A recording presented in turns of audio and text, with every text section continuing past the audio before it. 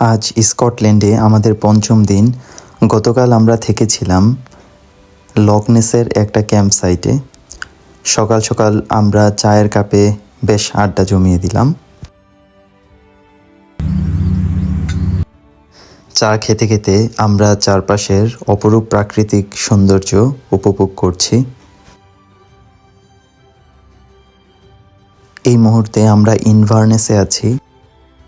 আমরা এখন dolphin spirit নামে একটা বোট ট্রিপ দিব মোরে ফিরতের দিকে।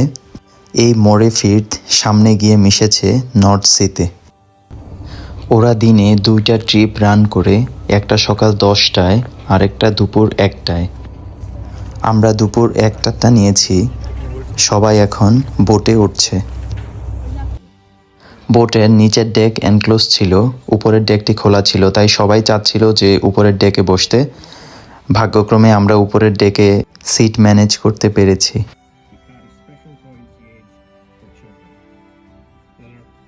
আমরা একদম ফ্রন্ট রোতে, সো আমাদের এখান থেকে ড্রাইভারের সিট স্পষ্টভাবে দেখা যাচ্ছে। নাবিক কিভাবে বোট চালায় ওটা দেখার জন্য আমাদের ইচ্ছা ছিল, সো এটা হোপফুলি আজকে পূরণ হয়ে যাবে।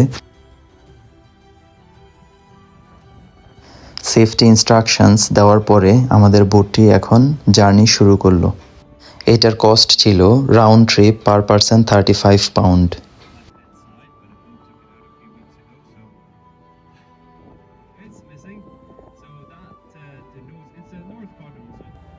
দেখেন অনেক দূরের কোনো ইন্ডাস্ট্রি থেকে নির্গত ধোঁয়া, কিন্তু এখান থেকে দেখতে কি সুন্দর লাগতেছে।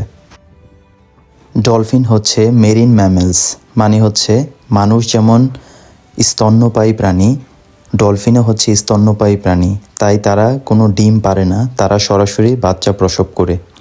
ডলফিন বাচ্চা প্রসব করার সময় এই সমুদ্রের অগভীর জলরাশির কাছে চলে আসে। এর কিছু কারণ আছে, যেমন এর মধ্যে সানলাইট বেশি পড়ে, এর মধ্যে অক্সিজেন বেশি, এবং অগভীর জলরাশির মধ্যে শত্রু সংখ্যাও অনেক কম, তাই তার লালন পালনে সুবিধা হয়। কিছু দূর যাওয়ার পরে নাবিক আমাদেরকে জানালো যে আমাদের সবার বাইনোকুলার ইউজ করা উচিত, কারণ অনেক সময় এমন হয় যে খালি চোখে ডলফিন দেখা নাও যেতে পারে যদি তারা একটু ডিস্টেন্সে থাকে।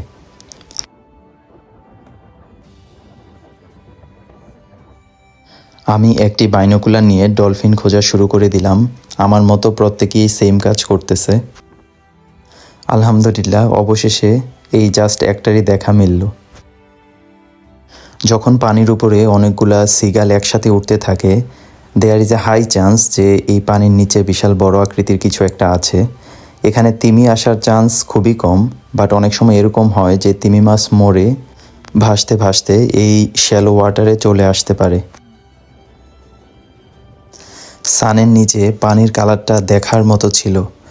মাঝে মধ্যে মনে হচ্ছিল যে কেউ যেন এর মধ্যে ব্লু কালার ঢেলে দিছে।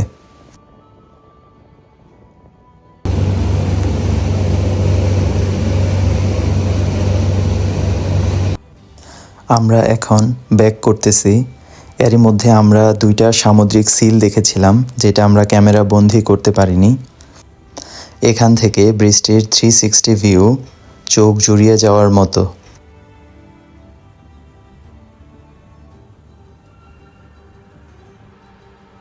আর অল্প কিছুক্ষণের মধ্যে আমাদের বোটটি নোঙর করবে এবং আমরা নেক্সট চলে যাব লকনেস বিচ দেখতে। সো এই যে আমি এবং মনিরা এই মুহূর্তে বসে আছি লকনেস বিচের সামনে।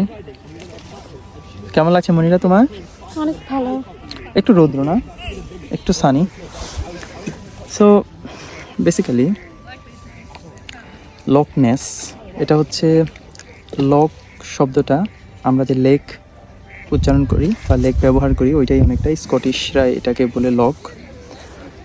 যখন চারপাশে পাহাড় ঘেরা থাকে, মাঝখানে একটা জলাধার থাকে, সেইটাকেই হচ্ছে যে আমরা, যেমন লাইক বাংলাদেশে বগা লেক আছে, ওরকমই একটা লেক এটা।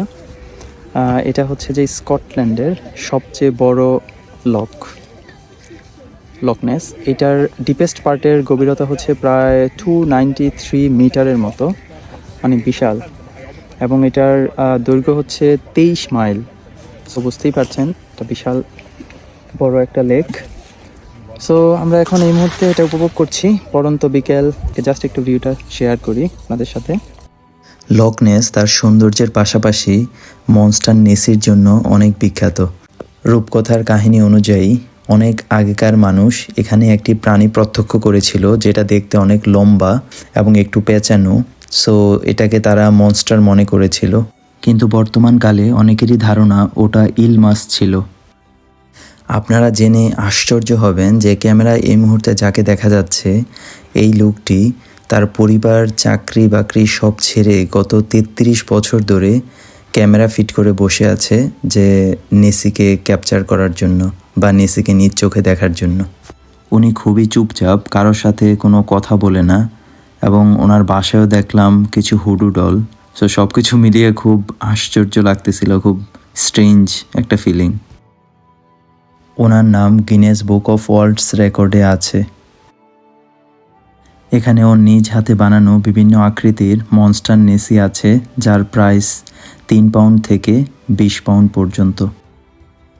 মনিরা বাবলস ফুলাচ্ছে। আমাদের নেক্সট গন্তব্য এডিনব্রাতে। আমরা এই মুহূর্তে আছি এডিনবরা ক্যাসেলে। একটু যদি দেখাই, রাস্তার পাশ থেকেই দেখা যাচ্ছে। এই ক্যাসেলটি যে রক কিংবা পাহাড়ের উপর দাঁড়িয়ে আছে, এটা আজ থেকে 340 মিলিয়ন বছর পূর্বে একটি আগ্নেয়গিরির অগ্ন্যুৎপাত থেকে সৃষ্টি হয়েছিল। এটি এডিনব্রার সবচেয়ে প্রাচীন জীবিত স্থাপনা। এই ক্যাসেলটি একাধারে কারাগার, সেনাঘাঁটি এবং রাজপ্রাসাদ হিসেবে ব্যবহৃত হয়েছিল।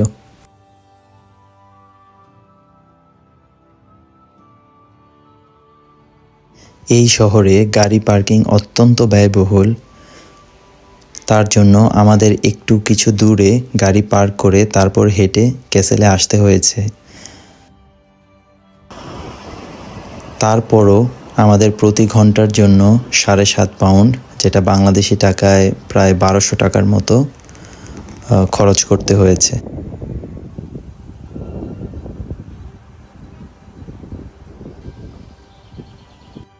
যেহেতু এডিনব্রা একটি ওয়াটারফ্রন্ট সিটি, তাই আমরা সি বিচে চলে এসেছি যেন আমরা এখানকার একটা সি ভিউ রেস্টুরেন্টে লাঞ্চ করতে পারি।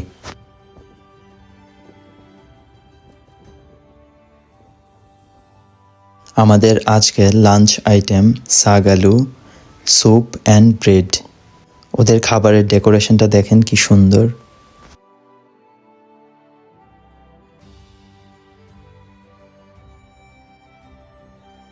আর এই হচ্ছে আমাদের সি ভিউ। এখান থেকে একদম ক্লিয়ারলি সমুদ্র দেখা যাচ্ছে। এখন দুপুর 2টা। কিছুক্ষণ আগে আমরা লাঞ্চ শেষ করলাম এই সুন্দর একটা বিচের পাশে একটা রেস্টুরেন্টে। ভিতরে কথা বলতে পারতেছিলাম না বিকজ অনেক মানুষ। আমাদের লাঞ্চ শেষ, এখন আমরা ডেজার্ট নিয়েছি। আমি নিয়েছি মনিরা, কেকটার নাম জানি কি ছিল? সো এই কেকটার নাম ভিক্টোরিয়া স্পঞ্জ। আর মনিরা নিয়েছে আইসক্রিম। একটু একটু বৃষ্টি পড়তেছে, কিন্তু আসলে এত সুন্দর একটা ওয়েদার, এত সুন্দর একটা পরিবেশ চারপাশে, সো বসেই থাকতে ইচ্ছা করতেছে। দেখা যাক কতক্ষণ বসে থাকা যায়। আর কেকটা একটু ট্রাই করেই দেখি কী অবস্থা।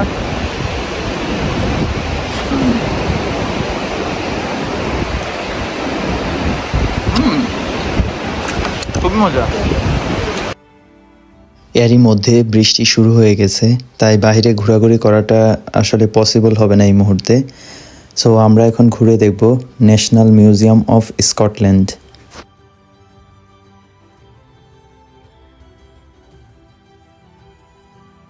গ্রাউন্ড ফ্লোর সহ এর টোটাল 3টা ফ্লোর, বিশাল বড় একটা মিউজিয়াম। আজকে উইকেন্ড বিধায় অনেকেই ঘুরতে আসছে এখানটায়।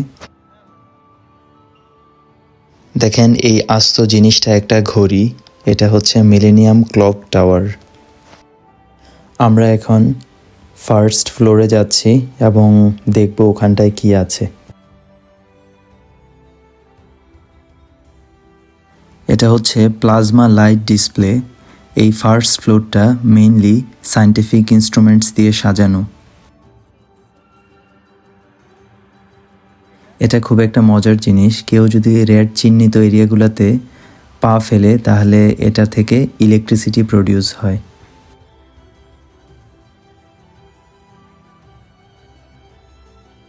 এটাও ছিল আরেকটি প্লাজমা লাইট ডিসপ্লে। এর নাম ডলি।